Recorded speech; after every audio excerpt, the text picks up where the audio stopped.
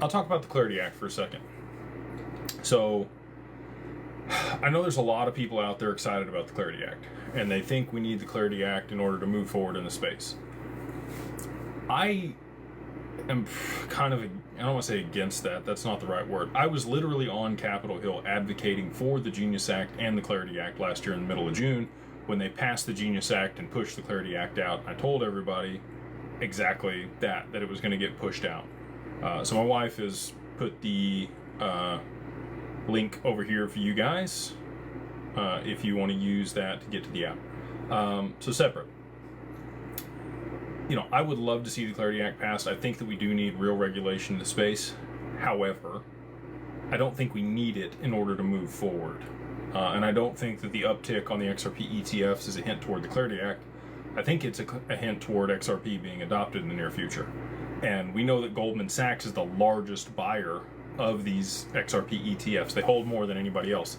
They're an institutional player buying up all of these positions. So if that tells you anything, and it tells me a lot, if they're buying up that much XRP through the ETFs, because that's the only way they can hold it, that they think it's going to do pretty well.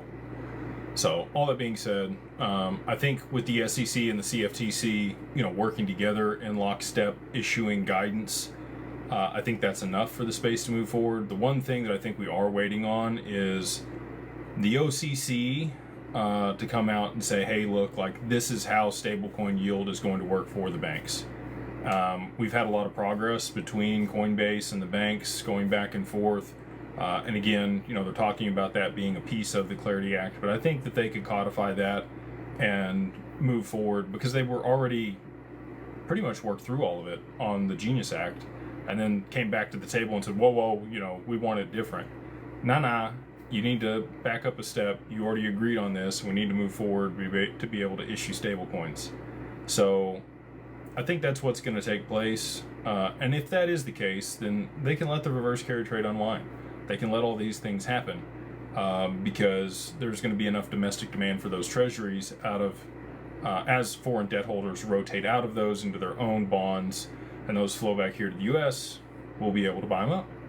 And that's what we need in place in order for all of this to happen. So waiting on that, again, the OCC, I think, is going to be the party that comes out and says, this is how this is going to work. I don't think we're going to need it in the Clarity Act.